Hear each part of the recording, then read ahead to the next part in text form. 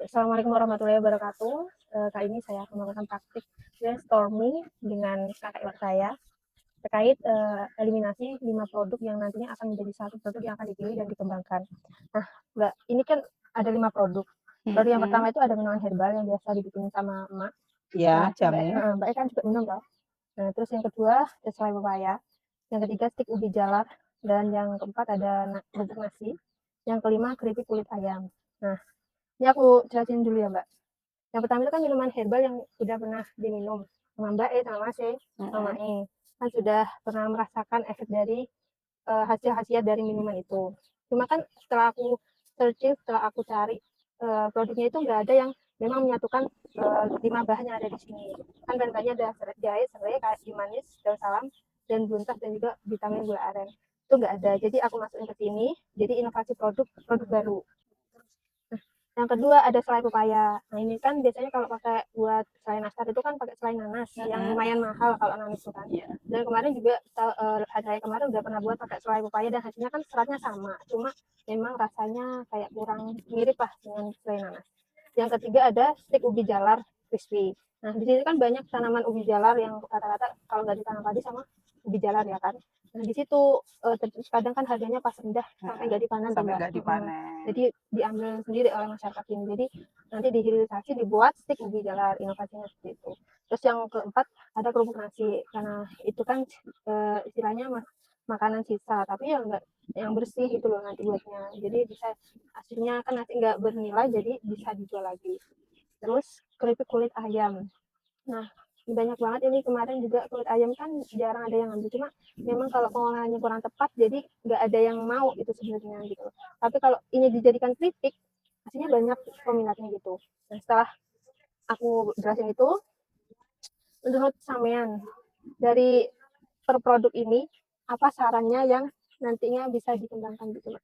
Per satu produknya atau Per satu produk. satu-satu? Iya, satu-satu. Kalau Dari menurut minuman herbal. aku, kalau dari minuman herbal tuh oke sih, karena untuk bahannya kita bisa jangkau. Kalau misalnya kalau di sini tidak ada, kita bisa beli juga di pasar. Terus hanya sih gampang banget jangkauannya untuk nyari bahan-bahannya itu. Terus yang kedua untuk minuman herbal itu memang benar-benar manfaatnya tuh luar biasa. Jadi selain kayak resep Dokter Zaidul Akbar ya, cuma di sini yang nggak ada kunyit sama ini yang nggak ada laos Iya, ya. yang nggak ada rimpangnya. Iya, jadi nggak apa-apa, nggak masalah karena kan bagus juga buat orang yang ini apa namanya kaki sakit atau Ya, degeneratif gitu ya. yang lain-lain tuh bagus. Itu juga bisa. Cuma nggak yang nggak ada apa cuka apel ya. Iya, cuka Cuka apel apelnya sebenarnya dikurangin. opsional ya, Mbak. Kemarin. Karena sebenarnya kalau orang takutnya kalau langsung dikasih cuka apel yang sakit emah atau punya punya emah itu dia nggak bisa minum ya. Tapi kalau Iya, misalnya yang nggak dikasih cuka apel itu kayaknya semua orang bisa iya, minum universal gitu. berarti ya. Iya. Jadi alangkah baiknya nggak usah pakai cuka apel. Terus kalau untuk yang kedua, Selai selai pepaya. pepaya. Kalau selai pepaya itu bagus juga karena otomatis apalagi kalau untuk hari raya ya, hari raya tuh pasti orang kalau mau bikin nastar kan kita nyarinya kan selai nanas. Iya. Nah, dikarenakan harga nanas kadang juga melambung tinggi, harga nanas itu kadang itu naik gitu kan. Jadi kita bikin jalur yang lebih murah, kita ambil dari pepaya muda itu tadi bisa. Terus apa ya, kalau untuk selai itu malah membantu banget karena di sini banyak sekali kan pepaya-pepaya masih muda gitu, banyak sekali juga. Terus yang ketiga stik ubi jalar. Ya bagus juga karena, kalau udah petani nggak manen itu kan kasihan ya Iya. ubi-ubinya itu kayak mubazir gitu kebuang-buang dan yang ngambilin tuh pasti orang-orang yang mau gitu, siapapun yang ambil, siapapun yang mau ya boleh gitu.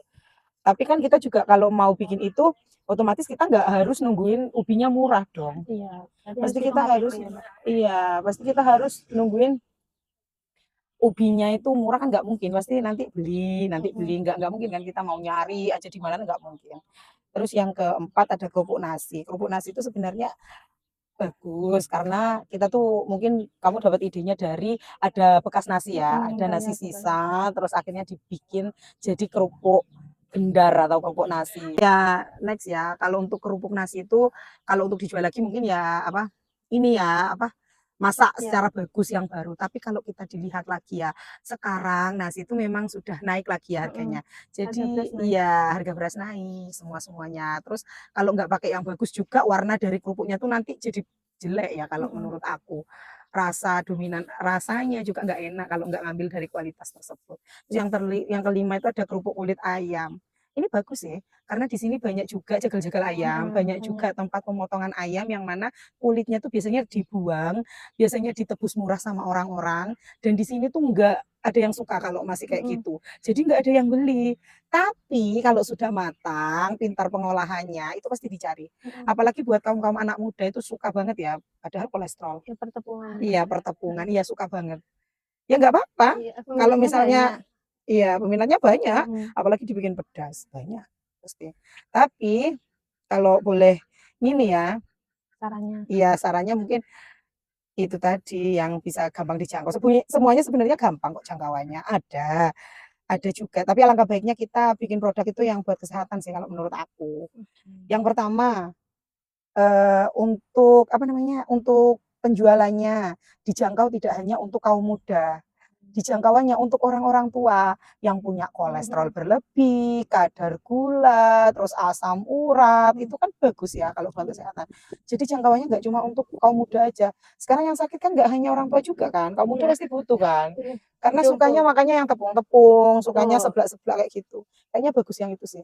Tapi inovasinya tuh lebih dibikin yang kemasannya lebih bagus, terus promosinya lebih menarik, gimana agar kaum anak muda juga itu kayak penasaran untuk membeli. Iya, karena kan juga kalau jamu itu identik dengan pahit, Rasa getir, ya Mbak. Jarang anak muda yang rasanya ndak mau. enak. Ya ndak apa-apa nanti diinovasi lagi, Iya, misalnya ditambahkan free sampel apa namanya itu, tester dulu. madu. Iya, nggak apa-apa. Misalnya ya, kamu tambahin madu atau kamu tambahin cuka apel, tapi Mm-mm. secara terpisah dengan botol yang Oh, oke. terpisah. Terus nanti kan kalau Masuknya. misalnya misalnya ini nggak enak, kalian opsional aja, kalian minumnya seleranya mau manis, kasih madunya sedikit. Jadi Mm-mm. nanti dijual dengan bundling, kayak ada cuka apelnya, Mm-mm. kayak ada madunya gitu, bisa, nggak apa-apa itu bertambah itu nanti, nggak cuma jamu aja, jadi kamu bisa jual madunya atau cuka apelnya gitu. Jadi manajemen pemasarannya Iya, ditingkatkan jadi lagi. nggak hanya untuk orang tua, kalau kalau kamu bikinnya nggak ada sampelnya, nggak ada ini ya polosan, terus Iya, kamu kasih sama orang-orang di sini mungkin oke lah orang tua, "Oh iya ya beli," gitu, orang tua tapi kan pasti mau iya, kayaknya ya, karena kebanyakan penderita heeh, penyakit degeneratif iya kan. orang tua, tapi kalau untuk orang anak-anak muda pasti kayaknya, "Ih nggak mau ah," gitu, Iya. kecuali yang bener-bener memang dia ngerasain kayak, "Oh iya ini sakit aku ini," kayak gitu. Jadi itu terima kasih Mbak sarannya ya.